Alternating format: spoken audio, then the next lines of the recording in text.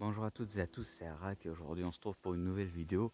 Aujourd'hui sur le HDR, le High Dynamic Range qu'on voit assez souvent sur les téléviseurs haut de gamme 4K et les nouveaux téléphones comme le Sony Xperia XZ Premium ou le XZ1 ou les nouveaux Samsung Galaxy S et Galaxy Note qu'on peut également retrouver sur l'iPhone 10 dont j'ai parlé.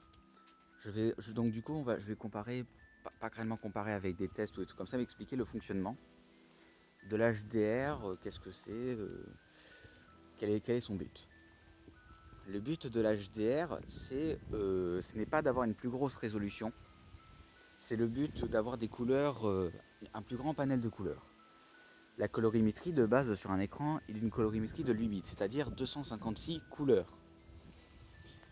Et du coup, ce qu'ils font avec l'HDR10, je vais parler de l'HDR10 dans un premier temps, je ne vais pas parler du HLG ou alors du Dolby Vision. Du Dolby Vision, j'ai un petit peu en parler, mais vite fait.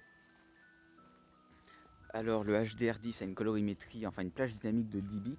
Et à partir du moment où on est en HDR, on utilise le codec pas YQV, comme ça se fait sur les téléviseurs standards, mais le REC 2020. C'est-à-dire qu'il offre une plus grande large dans la colorimétrie globale.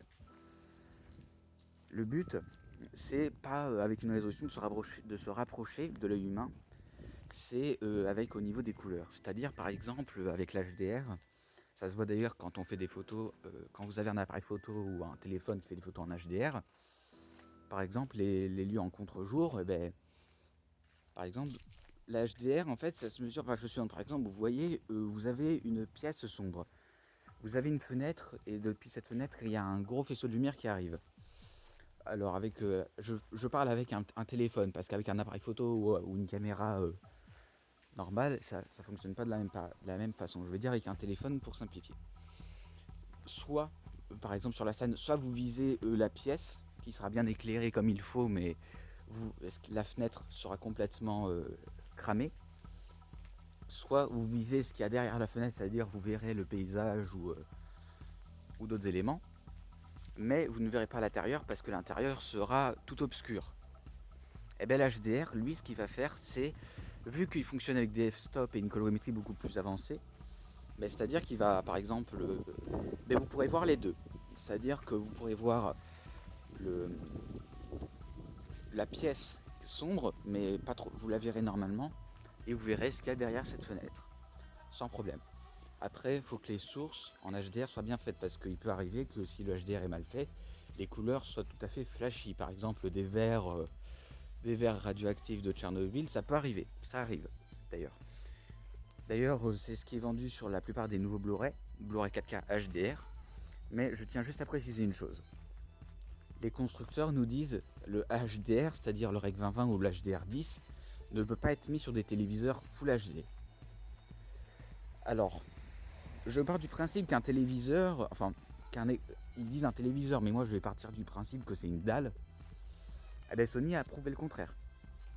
C'est-à-dire que sur le Sony Xperia XZ1, la dalle elle est 1080p, c'est-à-dire 1920 par 1080, en HDR10.